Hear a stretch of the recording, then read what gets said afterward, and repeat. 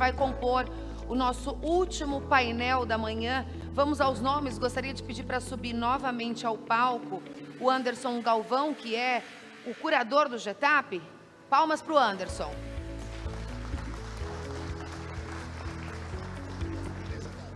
Agora sim, Otávio, obrigada. Pode voltar. Vai e volta. Palmas para o Otávio. Gostaria de pedir a presença. Vamos ver se as mesinhas estão prontas. Tudo certinho, agora sim. Gustavo Capanema, coordenador do concurso de produtividade do GETAP. Palmas para o Gustavo. Chama ao palco Flávio Carleto, agrônomo, representante técnico da Bayer. Palmas. E o Evandro Ferronato, que é gerente de desenvolvimento de mercado da Ubifol. Seja bem-vindo.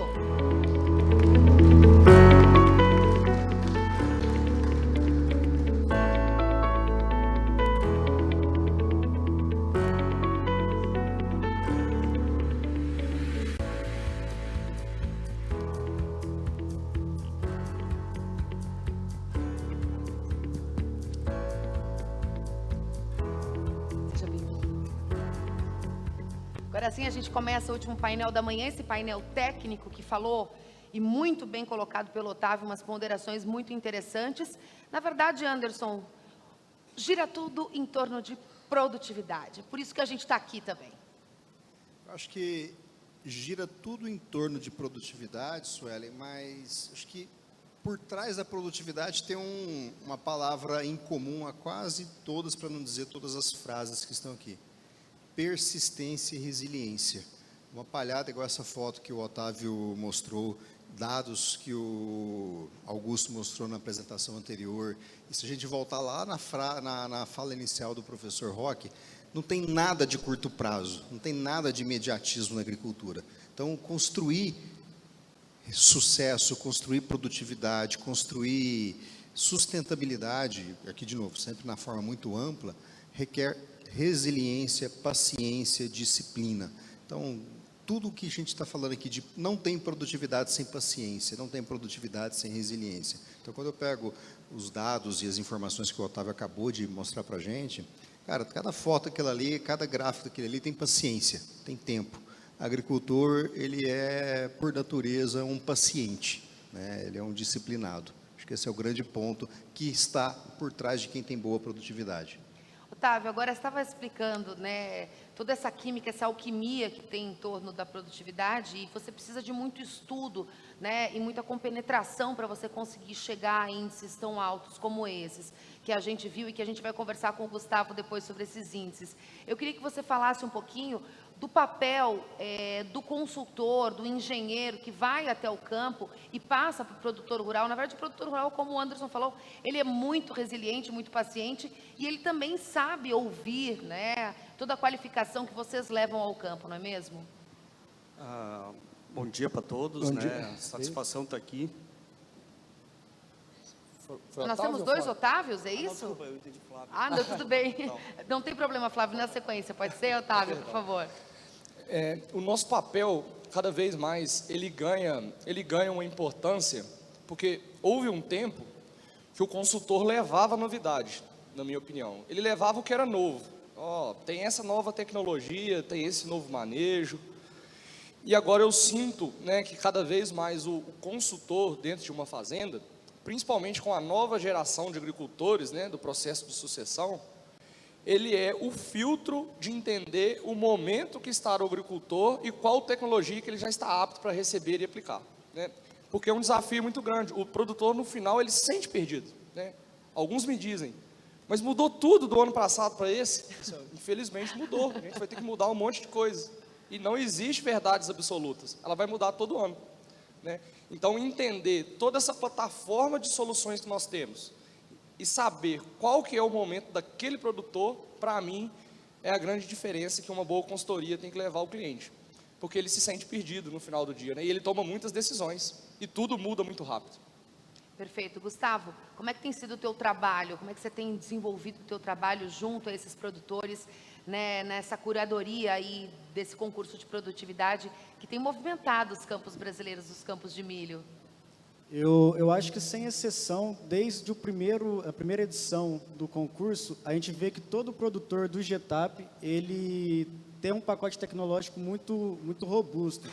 E isso é resultado disso que mostrou. Existem inúmeros resultados de pesquisas a campo, e o produtor está ciente que, se ele não se tecnificar, ele vai acabar ficando para trás.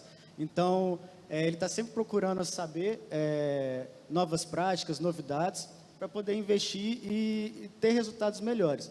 E no GETAP não é uma exceção, e eu acho que isso se reflete ao produtor brasileiro como um todo, buscar sempre novas novidades. Agora sim, Flávio, desculpa antes ali, o ruído na comunicação. Queria que você falasse um pouquinho do teu trabalho na Bayer e como é que o produtor tem recebido aí esses saltos de produtividade. É surpreendente ver essa evolução, não é mesmo, Flávio?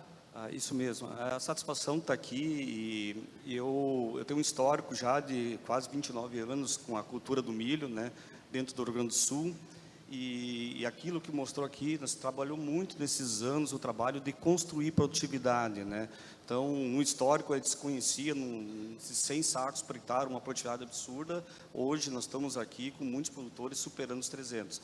E como é que é isso, né? É aquele trabalho de fazer a construção na questão, principalmente, que os professores mostrou aqui, mas a gente tem um trabalho muito forte também, que é a parte nossa como empresa, como trabalha com o híbrido, adequação de híbridos, de potenciais, mas adequação muito da população adequada para aquele ambiente, né? A gente tem já trabalhos de vários anos dentro da região sul, mostrando incremento de produtividades, somente adequando a população pela área pelo ambiente de produção daquela área, né? Então, isso é um trabalho que a gente trabalha muito forte no produtor e tem ajudado a incrementar a questão de produtividade, né? Perfeito. Evandro, vocês enxergam dessa maneira também, esse salto de produtividade? Como é que a empresa trabalha isso, né, no produtor? O produtor tem consciência que é um trabalho mesmo que muda ano a ano, como o Otávio colocou, porque às vezes é complicado, é cansativo, né? Todos os anos você ter que ir lá e beber dessa fonte de novas tecnologias, de novos manejos, mas acho que o produtor brasileiro, como o Anderson colocou, ele sabe sim a importância da tecnologia e do conhecimento e de ser resiliente também para fazer diferença. Eu acho que, bom, primeiramente, obrigado, né, pela participação aqui, parabéns pelo evento. Eu acho que o produtor ele está cada vez mais consciente de como o aporte de tecnologia pode contribuir para a rentabilidade dele. Então, existia, né, no passado, aquela resistência que poderia algumas tecnologias não funcionarem, né? A gente, pelo menos aqui da área de nutrição, há 35 anos batendo e falando da importância e ver que o cenário mudou, né? E tudo isso alavancado pelos desafios que o sistema estão colocando, desafios de custo, desafios de competitividade que o produtor precisa alcançar cada vez mais para se manter no negócio dele. E é legal, né, ouvindo o Flávio falar, ouvindo o Otávio falar, quando a gente olha para o sistema produtivo, e eu gosto muito de falar, né, olhar um antes e um depois para a evolução, principalmente da genética. Quando a gente vai falar com o produtor, muitas vezes ele fala a primeira coisa, não é qual que é o híbrido, né? Não fala do sistema, mas quer saber qual que é o híbrido. E o legal é que, quando a gente vai olhar para o melhoramento genético, eu desconheço alguém vindo trazer uma abordagem, olha, a minha planta, seja ela qual for, aqui no caso o milho, é capaz de fazer mais fotossíntese em 15%, em 20%. O que a gente mexeu no melhoramento genético até hoje é aumentar o índice de colheita. O que é aumentar o índice de colheita? De toda aquela biomassa que o milho produz, eu colho mais daquilo. E isso imprimiu no sistema alguns desafios. Bom, eu tenho mais grão, mais estrutura reprodutiva por uma menor quantidade de folha. Aí o impacto da doença. Eu tenho um ciclo cada vez menor para produzir mais. Aí o impacto de eu ter um bom sistema, capaz de fornecer água, E o impacto também, aí olhando um pouco para o nosso dia a dia, aqui dentro da Bifol, de eu fornecer nutrientes de maneira rápida e eficiente para uma cultura que exige mais num tempo curto e que cada vez mais precisa que essa área foliar seja eficiente para abastecer essa demanda dos grãos. A gente estava sempre acostumado a falar em altas produtividades na soja, e eu acho que o GETAP foi precursor nesse sentido, né, de elevar aí a alta produtividade no milho. Anderson, você que acompanha esse processo desde o início, né, a gente está falando de 3 anos aí de GETAP, qual é o efeito dos resultados de alta produtividade para a vontade do produtor investir cada vez mais em tecnologia?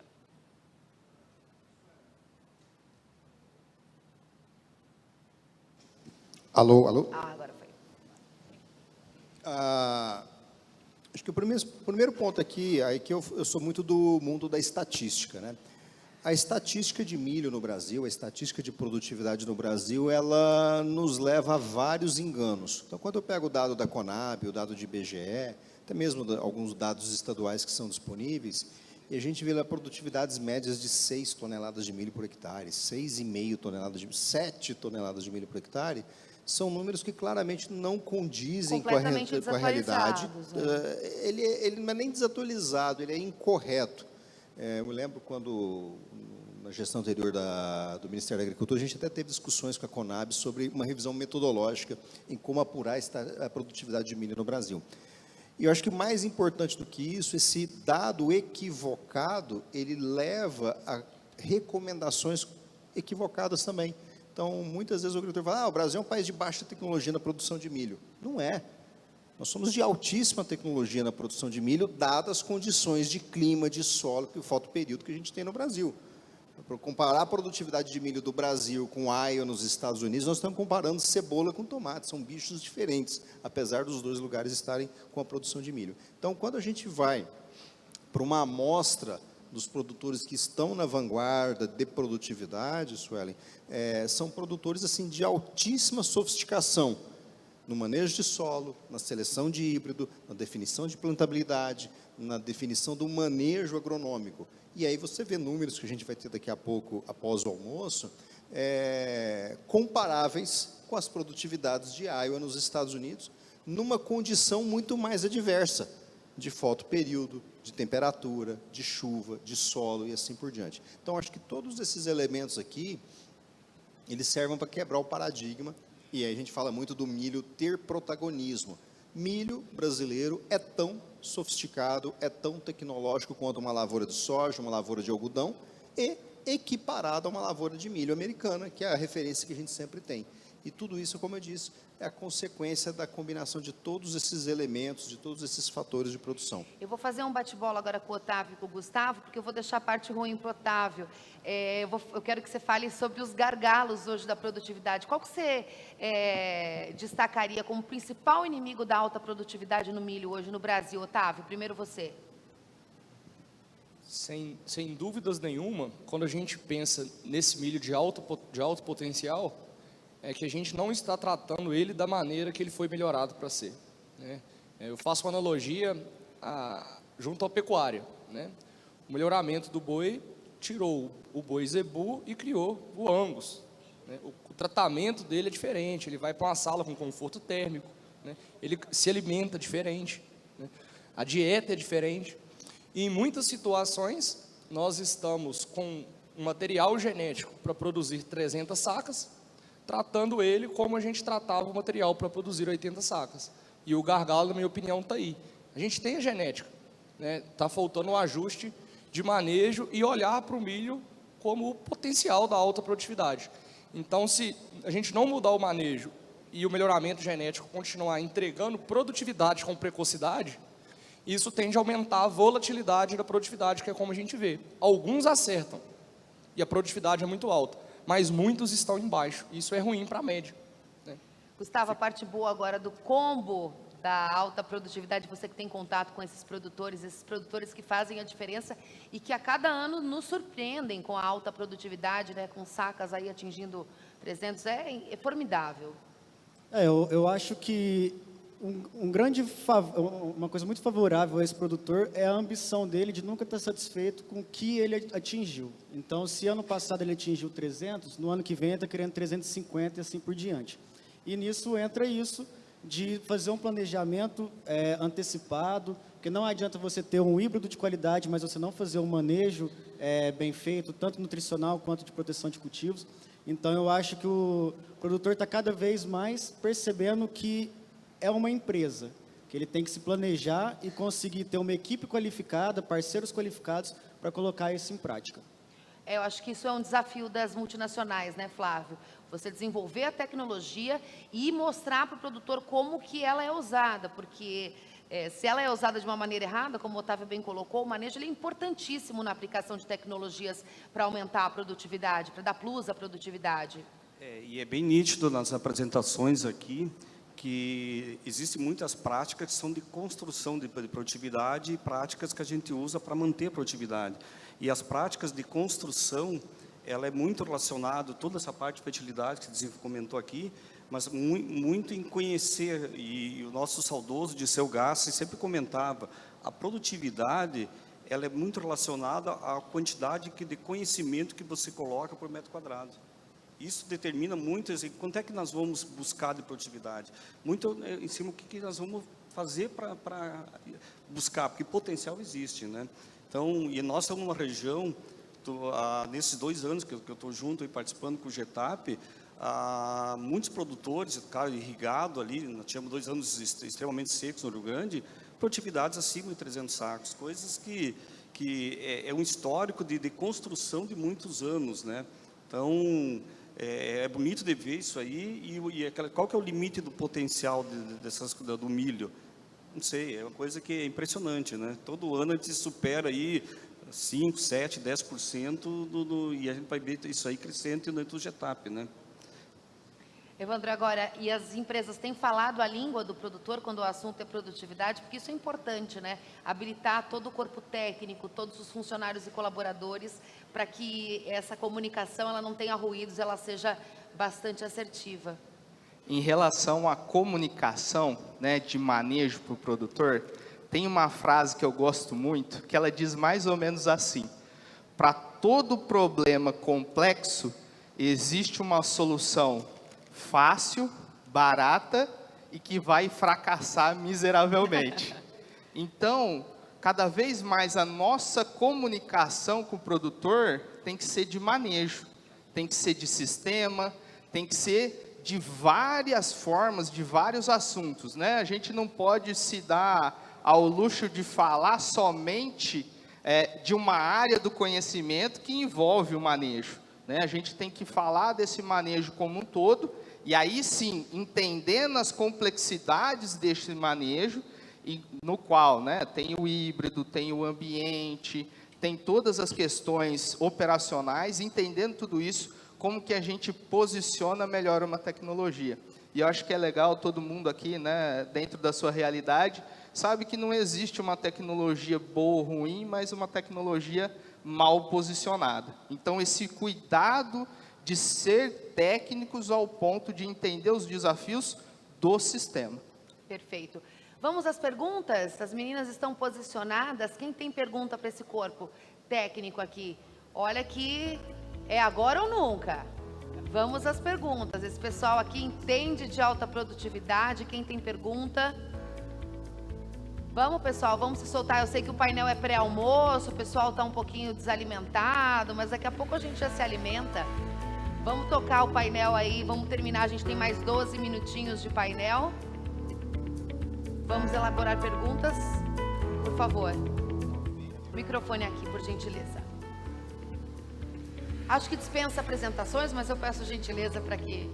Francisco Cunha, da Tecfert, fazer um questionamento para o Otávio, que é uma preocupação que a gente vê pelo uso exacerbado de calcário, ao contrário do posicionamento que você deu.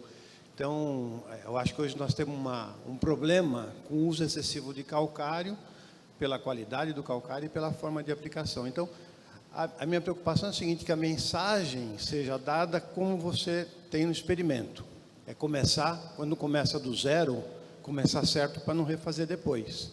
mas não a ideia de que altas doses de calcário vão resolver o problema, porque eles estão agravando. Em vez de melhorar o magnésio, está piorando o magnésio pelo pH excessivo, então insolubiliza o magnésio.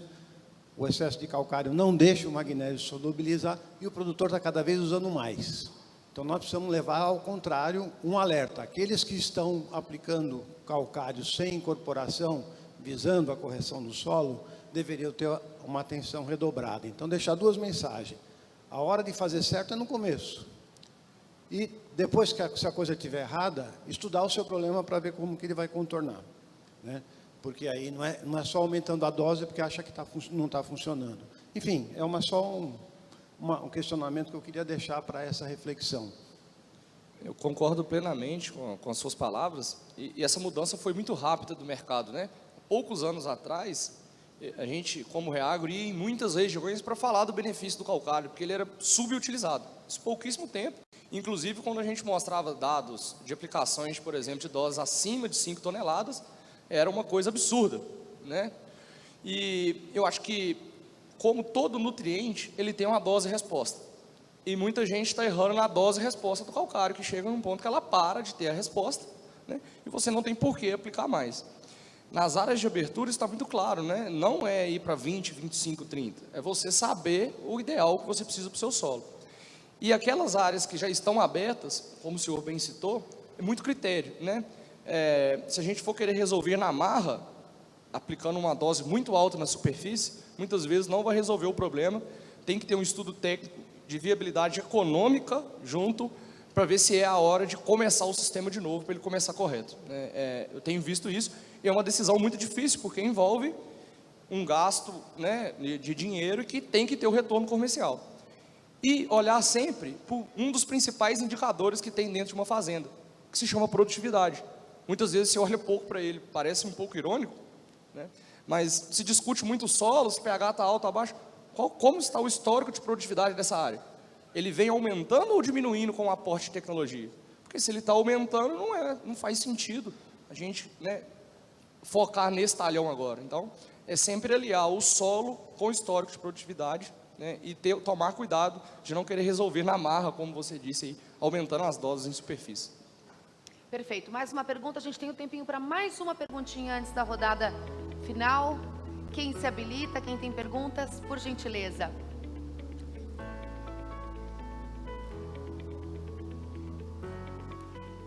Se identifique, por favor. Obrigada. Olá, eu sou Adriel da Fonseca, professor da Universidade Estadual de Ponta Grossa. Parabenizo todos os organizadores, os palestrantes, os debatedores aqui. Gostaria de fazer uma provocação para os senhores. Foi bastante comentado aí a situação de estresse hídrico, o que as culturas perdem, particularmente o milho e o estresse hídrico.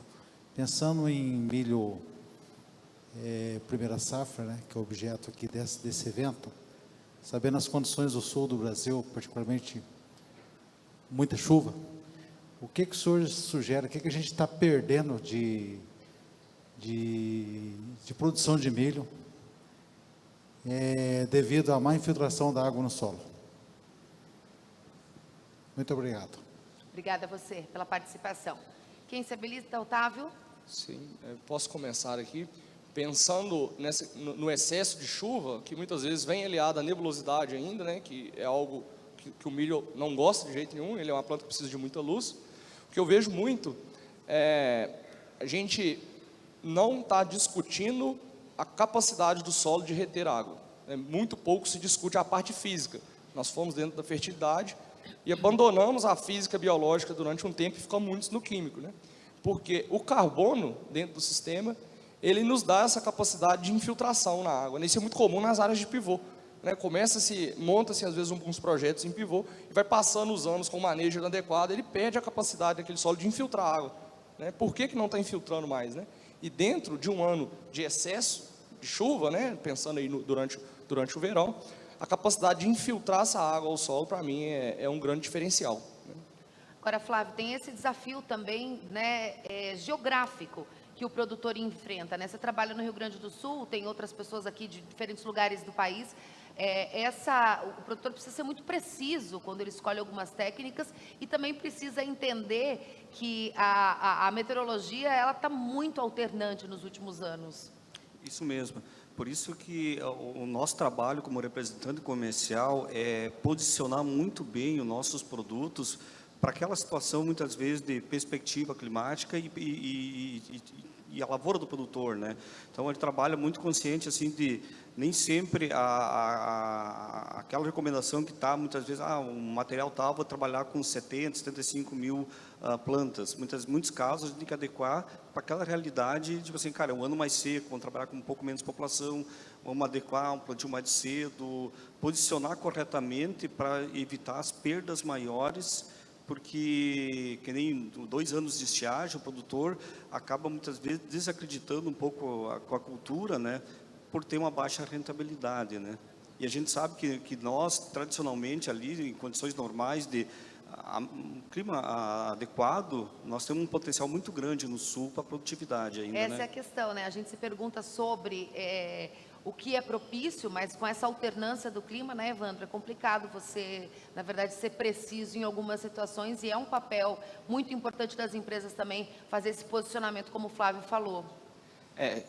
Acho que fecha muito bem, né, com tudo que foi passado nas outras palestras, a questão do sistema resiliente, né? Então, assim, é uma situação de muita chuva, no mesmo ano, na mesma época, a situação de estiagem, e como que a gente torna o nosso sistema resiliente e as nossas plantas mais eficientes, né? Construindo essa produtividade para que elas sejam, né? Que elas superem melhor essas deficiências ou essas intempéries, independente. Sempre, eu brinco muito com o nosso time, sempre, quase que na mesma época tem ou uma chuva de pedra, tem uma seca, tem muita chuva, e como que a gente trabalha o sistema para ser resiliente a esses estresses de uma forma geral. É uma ciência, mas é uma ciência em super movimento, não é mesmo, Anderson? A gente vai para a rodada final desse painel. Por favor, Anderson. Esse é o ponto, né, do movimento, da incerteza, né? Eu, com muita frequência, escuto quando eu converso com os nossos colegas aí da indústria de insumos, produtor, ou quem está lá na indústria de processamento, a pessoa fala, nossa, esse ano está diferente, né? Esse ano está incerto, né?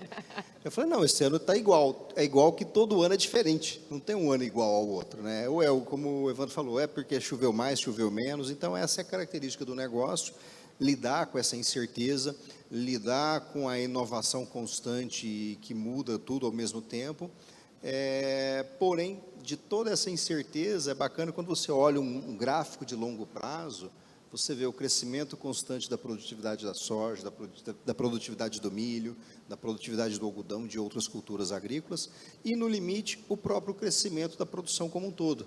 Porque aqui a gente está falando de uma atividade que é até difícil você apurar quantos hectares realmente foram semeados com milho no Brasil. Ninguém pega uma régua e vai lá medir no Brasil inteiro. Então, tudo acaba tendo uma certa margem de erro, né? Uma certa incerteza. Mas o bacana é que de toda essa incerteza, quando eu olho em tiros mais longos, o Brasil vai colher 130 milhões de toneladas de milho agora em 2022, 2023.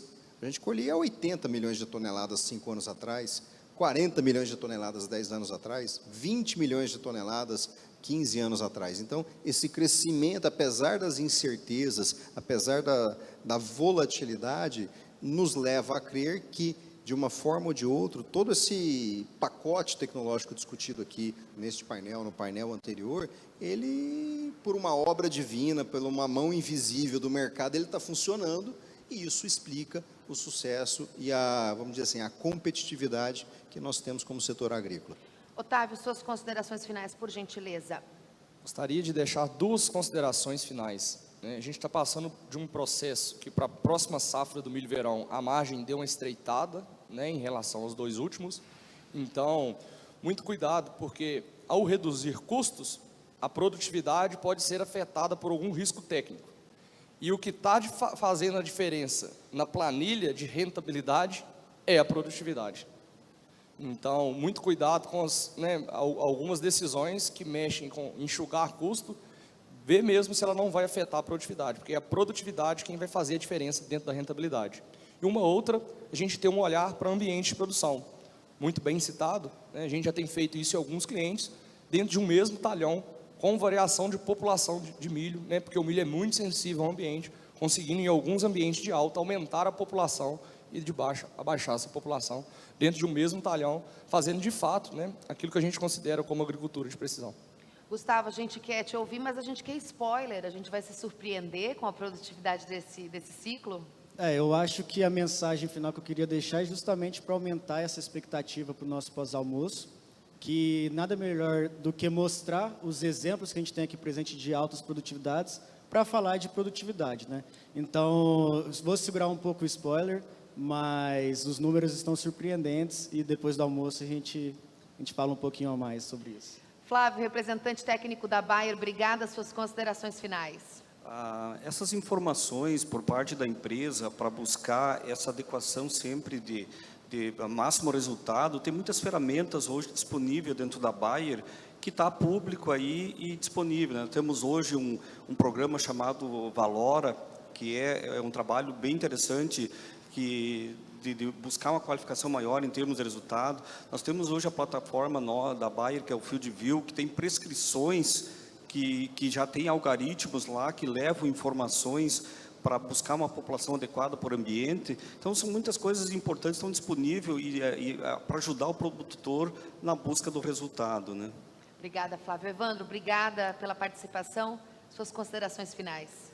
Um ponto que me chama a atenção, nesse pouco tempo de mercado, né, comparado a alguns colegas aqui, é que a produtividade sempre foi o puxador da rentabilidade, né? Aumento de custo, oscilação de preço final, mas a produtividade sempre foi aí, igual o Otávio comentou, o que faz a diferença na última linha. Então, para a gente entender, alcançar maiores produtividades, fica aí o convite da gente entender melhor os desafios da planta ao longo do ciclo e entender como que ferramentas como a nutrição, como o uso de bioestimulantes também pode auxiliar dentro, lógico, de um manejo, né, auxiliar a gente conseguir altas produtividades, e aí a gente coloca todo o time UBFOL à disposição para ajudar nesse desafio. Obrigada, Evandro. Queria uma salva de palmas para esse painel técnico agronômico. Muito obrigada a todos os participantes, foi um prazer essa profundidade. A gente está encerrando essa manhã de GETAP Verão 2023.